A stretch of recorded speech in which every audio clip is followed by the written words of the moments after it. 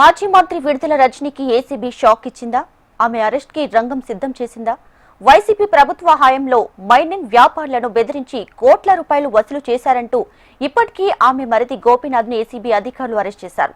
చిలకలూరిపేట నియోజకవర్గంలో ఎడ్లపాడు మండలం కండ్రికలో Balaji stone crusher యజమాని నల్లపనేని చలపతిరావుని డబ్బుల కోసం విడుదల రజనీ పీఏ రామకృష్ణ బెదిరించారని బాధితులు ఏసీబీకి ఫిర్యాదు చేశారు.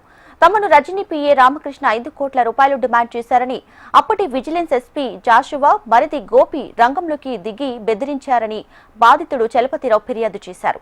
గత ఏడాది జూన్లో కూటమి ప్రభుత్వం ఏర్పాటు కావడంతో సెప్టెంబర్లో తనకు జరిగిన అన్యాయంపై ఫిర్యాదు చేశారు. దీంతో ప్రభుత్వం విచారణకు ఆదేశించింది. అయితే రజనీ ఒత్తిడితోనే మైనింగ్ వ్యాపారులను తనిఖీల పేరుతో ఇబ్బందులు పెట్టినట్లు అప్పటి విజిలెన్స్ ఎస్పీగా పనిచేసిన పల్లె జాషువా లిఖిత పూర్వకంగా రాసిచ్చారు. రజనీ పీఏ రామకృష్ణ ఆ క్రషర్ కు వెళ్లి అధికారులు దాడులు చేయకుండా ఉండాలంటే రజనీని కలవాలని హుకుం ఇచ్చారు. దీంతో దాని యజమానులైన నల్లపనేని చలపతిరావు, నంబూరి శ్రీనివాసరావు వెళ్లి రజనీని కలవగా వ్యాపారం సాగాలంటే డబ్బు ఇవ్వాల్సిందేనని చెప్పారు. రామకృష్ణ వారి నుంచి 5 కోట్లు డిమాండ్ చేశారు. అనంతరం 6 రోజులకు ఎలాంటి ఫిర్యాదు గాని విజిలెన్స్ డీజీ అనుమతి లేకుండానే అప్పటి Guntur regional vigilance and enforcement అధికారిగా ఉన్న పల్లె జాషువా శ్రీ లక్ష్మీ బాలాజీ స్టోన్ క్రషర్ లో తనిఖీల పేరుతో హడావుడి చేశారు.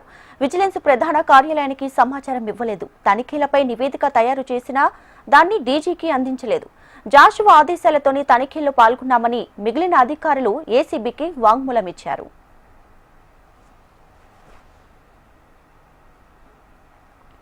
తర్వాత స్టోన్ క్రషర్ యజమానులకు జాషువా ఫోన్ చేసి ఎమ్మెల్యే రజనీని కలవాలని హెచ్చరించారు. లేదంటే 50 కోట్ల జరిమానాతో పాటు క్రషర్ ముయిస్తామని బెదిరించడంతో వారు ఎమ్మెల్యేను కలిశారు. రజనీ పీఏ రామకృష్ణ 5 కోట్లు ఇవ్వాల్సిందేనని తేల్చి చెప్పేశారు. తర్వాత కూడా జాషువా క్రషర్ యజమానుల్ని సెటిల్ చేసుకోవాలని ఒత్తిడి తెచ్చారు. దీంతో 2021 ఏప్రిల్ 4వ తేదీన గోపిని కలిసి 2 కోట్లు ఇచ్చారు. అదే రోజు జాషువాకి 10 లక్షలు, గోపికి 10 లక్షలు చెల్లించారు.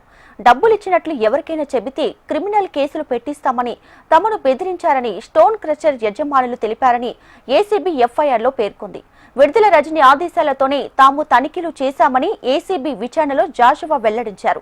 దీంతో ఏసీబీ చట్ట ప్రకారం సెక్షన్ 77A పాటు ఐపీసీ 384, 120B సెక్షన్ల కింద కేసు నమోదు చేశారు.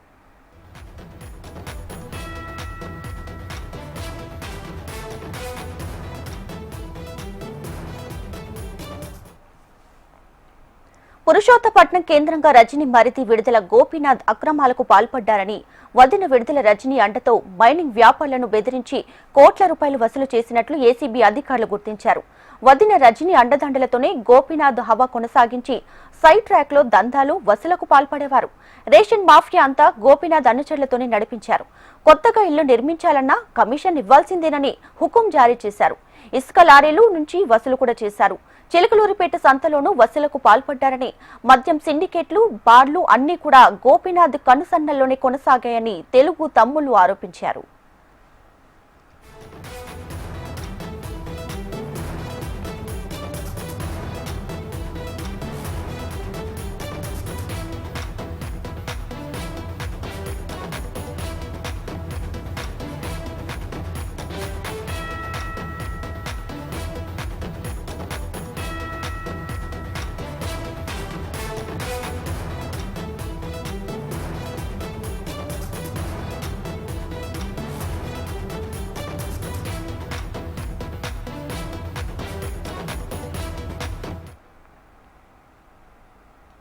రైట్, ఇక స్టోన్ క్రషర్ యజమాని ఇచ్చిన ఫిర్యాదు మేరకు ఇప్పటికే A1 గా విడుదల రజనీ పేరునైతే చేర్చడం జరిగింది. ఇక మరిన్ని డీటెయిల్స్ తో లేటెస్ట్ అప్డేట్స్ తో మా ప్రతినిధి నరసింహారావు లైవ్ లో సిద్ధంగా ఉన్నారు.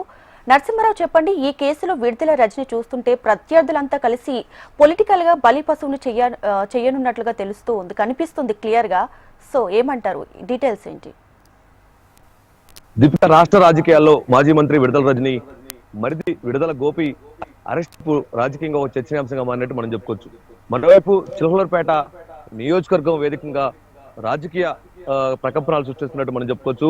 రాజకీయంగా జరుగుతున్నట్టు మనం చెప్పుకోవచ్చు. ఇందులో భాగంగా మనం చెప్పుకుంటే కూడా ఎవరైతే ఉన్నారో విడుదల రజనీ, ఆమె ఒక వ్యాపార సంస్థలో వ్యాపారులుగా ఉన్నారు ముందుగా. తర్వాత 2014లో రాష్ట్ర విభజన తర్వాత ఆమె రాజకీయాల్లోకి ఎంట్రీ అయ్యారు. రాజకీయాల్లో ఎవరైతే ఉన్నారో చిలుకూరుపేట ప్రస్తుతం ఎమ్మెల్యేగా ఉన్నటువంటి పుల్లారావు శిష్యురాలుగా ఆయనతో కలిసి రాజకీయాల్లోకి ఎంటర్ అయింది. ఆయనతోనే కలిసి ఉంది. ఆ తర్వాత మహానాడులో ఆమె కొన్ని సంచలన కామెంట్ చేయడం, ఎవరైతే ఉన్నారో చంద్రబాబు నాయుడిని ఉద్దేశించి తను హైటెక్ సిటీలో మాదాపూర్ సాఫ్ట్వేర్ లో నాటిన మొక్కలంటూ కూడా ఆయన కామెంట్ చేయడం జరిగింది. ఆ తర్వాత 2018లో ఆమె తానే చిలుకూరుపేట టికెట్ ఇవ్వాలని చెప్పేసి చంద్రబాబు నాయుడిని కలిసినట్టు, టీడీపీ అధిష్టానాన్ని కలిసినట్టు కూడా ఆ తర్వాత ఆరోపణలు రావటం,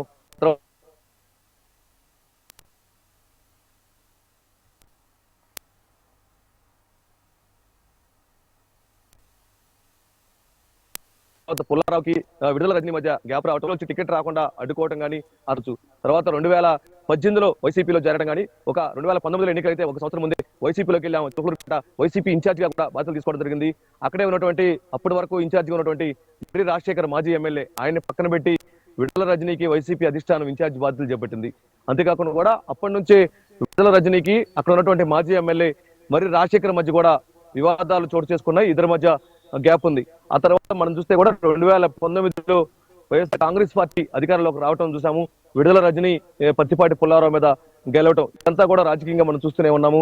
అయితే విడుదల రజనీ ఎమ్మెల్యే అయిన తర్వాత అక్కడ షాడో ఎమ్మెల్యేగా నియోజకవర్గానికి మొత్తం తానై చూస్తున్నాడు ఎవరైతే ఉన్నారో విడుదల గోపి. అయితే విడుదల గోపి షాడో ఎమ్మెల్యే కూడా నియోజకవర్గాన్ని శాసిస్తున్నాడు.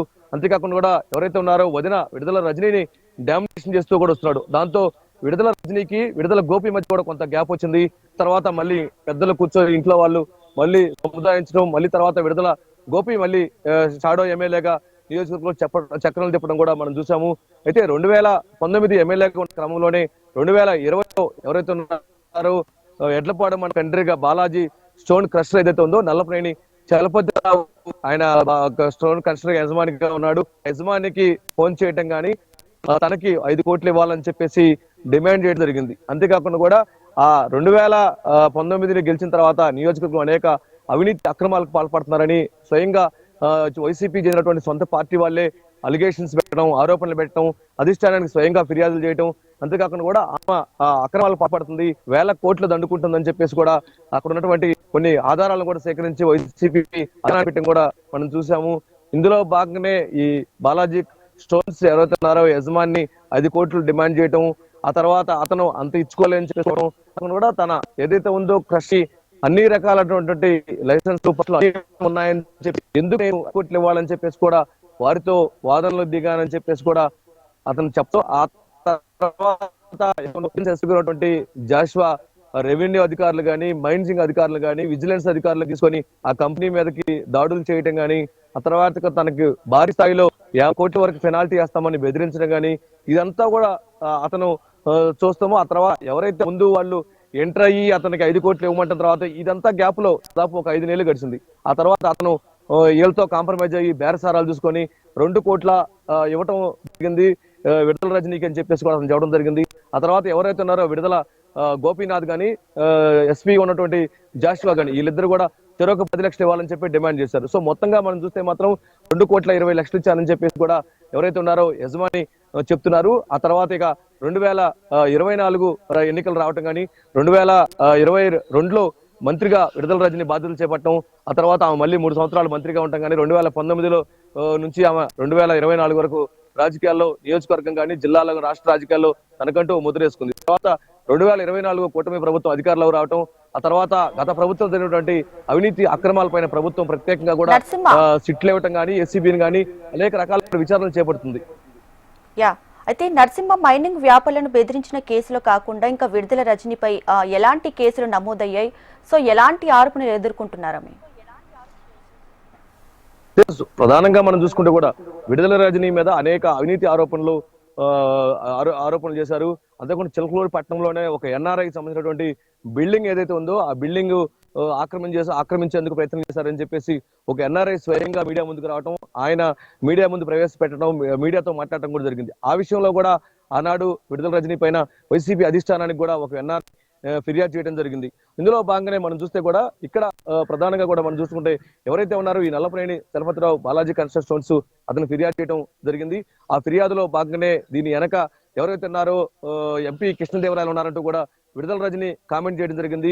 సో మొత్తంగా మనం చూస్తే మాత్రం విడుదల రజని, మరి రాజశేఖర్, ఇటు ఎవరైతే ఉన్నారో నర్సరావుపేట స్థానిక ఎంపీగా ఉన్నటువంటి లావు కృష్ణదేవరాయలు, ఈ అంతా కూడా తనపై రాజకీయ కుట్ర చేస్తానని విడుదల రజని అంటుంది. కానీ ఎవరైతే ఉన్నారో ఎంపీ గాని మరి రాజశేఖర్ గాని తమకు సంబంధం లేదు. 5 సంవత్సరాలు అధికారం అడ్డం పెట్టుకుని అడ్డగోలుగా ఆమె సంపాదించింది, అడ్డగోలుగా ఆమె బాధితులు ఇప్పుడు ముందుకు వస్తున్నారని చెప్పి స్వయంగా టీడీపీ నేతలు కూడా ఆరోపణలు చేస్తున్నారు. ఇందులో భాగంగానే ఇప్పుడు మనం చూసుకుంటే కూడా ఈ బాలాజీ కన్స్ట్రక్షన్స్ ఇప్పటికే దీంట్లో ఎవరైతే ఉన్నారో ప్రత్యేకంగా ప్రభుత్వం ఏసీబీని పెట్టింది. ఏసీబీ ప్రత్యేకంగా దర్యాప్తు చేస్తుంది. ఈ దర్యాప్తులో భాగంగానే A1 గా విడుదల రజని ఉన్నారు, A2 గా ఎస్పీ జాషువా ఉన్నారు, A3 గా విడుదల గోపి ఉన్నారు, A4 గా ఎవరైతే ఉన్నారో వ్యక్తిగత పిఏగా ఉన్నటువంటి రామకృష్ణ ఉన్నారు. ఈ నలుగురు కూడా దీంట్లో ముద్దాయిలుగా ఉన్నారు. ఇప్పటికే ఎవరైతే ఉన్నారో జాషువా గాని విడుదల రజనీ గాని తమకు ముందస్తు బెయిల్ అని చెప్పి హైకోర్టుని ఆశ్రయించారు. హైకోర్టు దీనిపైన వాదనలు జరిపింది, తీర్పుని రిజర్వ్ లో పెట్టింది. అయితే విచారణకు మేము సహకరిస్తాము, మాకు ముందస్తు బెయిల్ అని చెప్పేసి ఇద్దరు కూడా పిటిషన్ వేయడం జరిగింది. కానీ కోర్టు మాత్రం వాదనలు విన్నది, తీర్పు మాత్రం రిజర్వ్ లో పెట్టింది. ప్రస్తుతం అయితే వారికి తీర్పు కోర్టులో ఉన్న నేపథ్యంలోనే ఈ ఇద్దరిని అరెస్ట్ చేయలేదని మనం చెప్పుకోవచ్చు. అయితే ప్రస్తుతం అయితే విడుదల గోపిని అరెస్ట్ చేశారు. ఇక కోర్టు తీర్పును బట్టి ఎలా ఉంటుందో కూడా వీళ్ళని అరెస్ట్ చేసే అవకాశాలు, లేకపోతే కోర్టు తీర్పు ఇంకొద్దిగా టైం పడితే మాత్రం తప్పనిసరిగా ఈ విడుదల రజనీ కూడా ఏసీబీ అధికారులు అరెస్ట్ చేసే అవకాశాలు అయితే కనిపిస్తున్నాయి. అయితే ముఖ్యంగా ఒకటి ఇక్కడ స్పష్టంగా అర్థమవుతుంది, రజనీపై వరుస కేసులకు సంబంధించి ఉమ్మడి గుంటూరు జిల్లాలో రజనీ మాజీ ప్రత్యర్థులంతా కూడా తాజాగా ఒక్కటవ్వడమే ఈ కేసులకు కారణంగా తెలుస్తుంది. సో ఏమంటారు, మొత్తంగా ఓవరాల్ గా ఏం చెప్తారు? ప్రధానంగా కూడా మనం చెప్పుకుంటే రాజకీయాలు వేరు, కానీ అక్రమాలు వేరు. రాజకీయాల్లో ఎవరో కూడా రాజకీయంగా ఒకరిపై ఒకరు విమర్శలు, వ్యూహాలు, ప్రతివ్యూహాలు ఉంటాయి. కానీ ఇక్కడ జరుగుతుంది ఏంటంటే స్వయంగా ఎవరైతే ఉన్నారో విడుదల రజని కానీ విడుదల గోపి కానీ వారు తమ దగ్గర నుంచి అక్రమంగా వసూలు చేశారు, దౌర్జన్యంగా వసూలు చేశారు.